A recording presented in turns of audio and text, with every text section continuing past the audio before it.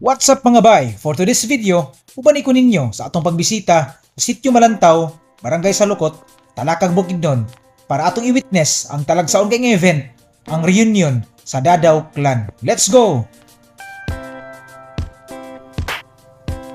Gikan Barangay Tikalaan, ni travel tag almost 30 minutes pasulod diri sa nindot nga sitio. Ug syempre, kay ingon nila adventurous man ta, niagi ta ni ilang dalan, kay mo man itong paborito, ang lapukon ug lubak-lubak nga dalan. Ug sa wala kabalo mga bay, nganong nakaabot ta diri nga lugar, it's because gi-invite ta sa atong amigo, ang ako nga former co-teacher sa Sangaya Elementary School, si Sir Jeric Dan Dadaw. Ug syempre, kay naman tayo pinagsamahan for almost 6 years sa Sangaya Elementary School, wala pud gyud ko ni balibad mga bay. Tungod kay it's a great opportunity nga maka-witness pod sa usa ka reunion diri nga lugar. Fast forward mga bay, pag-abot gyud nako diri silang sitio, mo gid yan tagbo sa kuha ang grabe ka bibo, ang ilang basketball mga bay.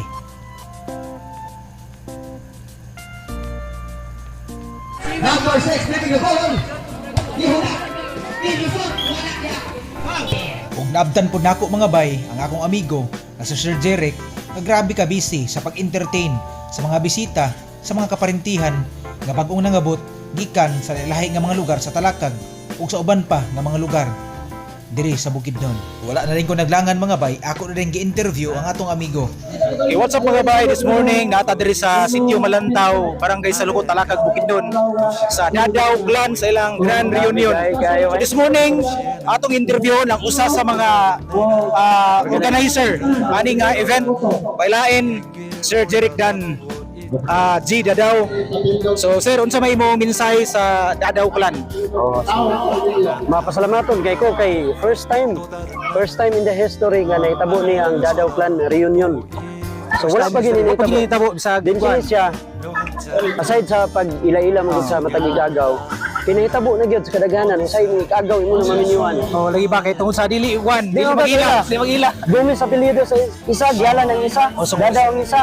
Pagtuon nila lahin ang apelyido pero usa ra di ay kay babae man, so mapalo mawala ang apelyido sa Dadaw pag babae ang kuan. Okay. Kami niyo magkuan, so sa mutag dayo.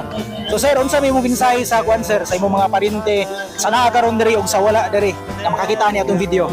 Salamat kayo sa among mga parente na nga nakiguyog sa mua. Kay kabalo man mi nga kuan siya kanang dili lisod ang pagtapok ingon ani.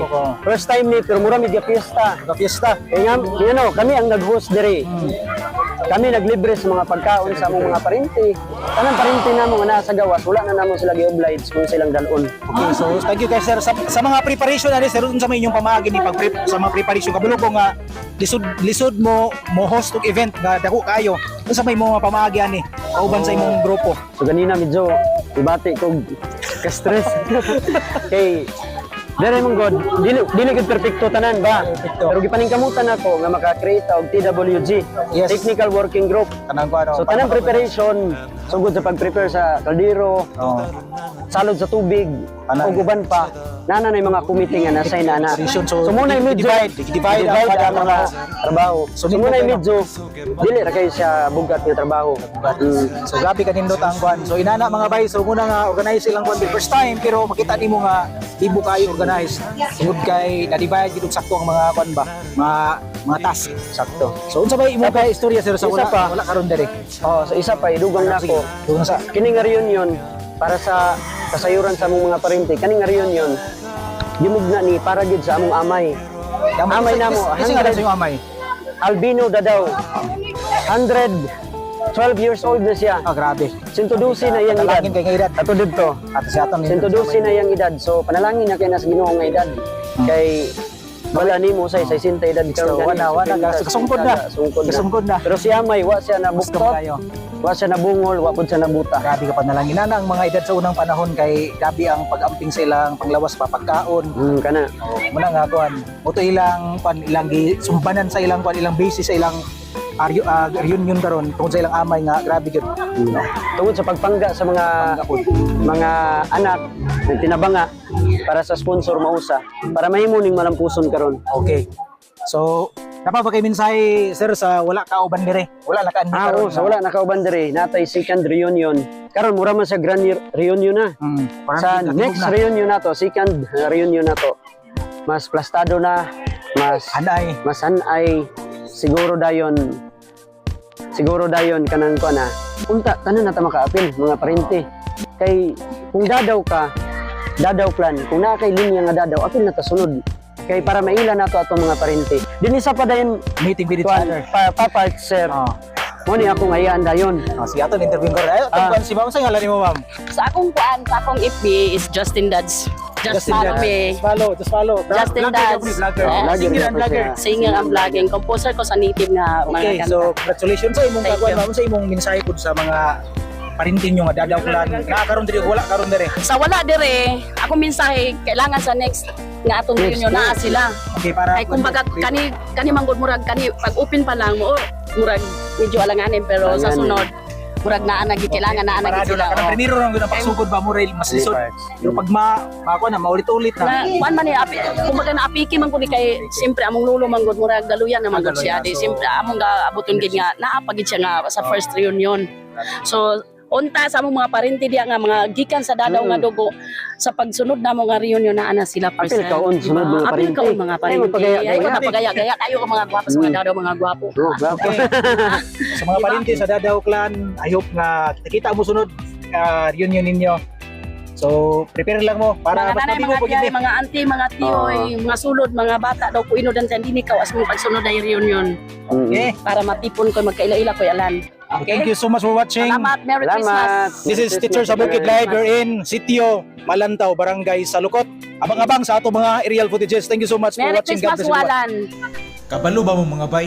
First time nako maka-witness og gala sa usa ka reunion. Mayong taggala mga bay, ato ra gini ma-witness sa mga kasal. Pero diri mga bay, ani nga reunion, diri ko nakakita og extraordinary nga event nga naay gala. Kini nga gala mga bay, ilang gidedicate sa ilang amay. So makita na ninyo diya isigduol ang mga parente sa klase-klase nga mga generation, mga apo, mga anak, mga pagumangkon para mohatag sa ilang gala. So grabe mga bay, inana ang ilang pagpalangga sa ilang amay. Muni ang kanindot sa atong kultura gyud kitang mga nitibo. Tungod kay kaka-preserve pa gyud nato ang atong pagka-family oriented. So inyo makita mga bay, gabi ang pagkuan diya paghatag sa ilang mga gasa, ilang mga gift ngadto sa ilang girespeto kayo nga amay. Salamat sa iyo sa mga bisita. First time nga reunion mga bay, pero grabe, murag grand reunion diri sa Malantaw. Sige lang. Importante tayo magkira ka gusto niyo. Sunod. Sunod. Amay. Salamat kayo, Amay. Kinabuhi mo. Salamat, Amay. Kinakanan tayo. Alik kamay malipad ka ng puso.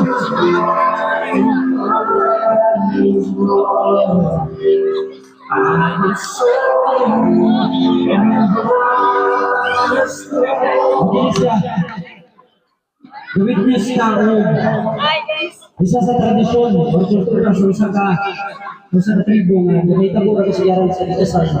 Pero kini pinasay ko nga activity pinaspuhan sa kamay mo sa gala.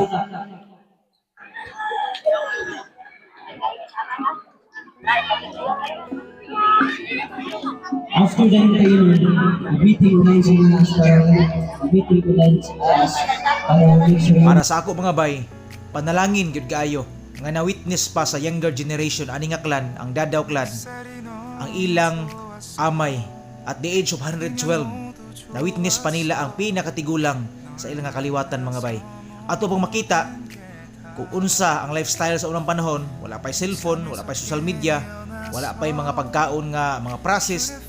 Tanan sa unang mga pagkaon mga bay, puro lang yun gikutdo sa mga garden, gapang tubo nga mga tanong mga bay, mga utan, guban pa mga bay.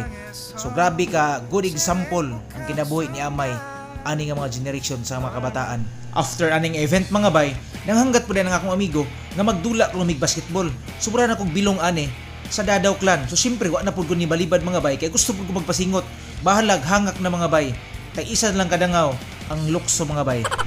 First shot attempt mga bay from the fast break. Here comes ako mga bay. Unang tera, baldog, hindi umubra. So syempre, namawi ito sa kadua kay basig.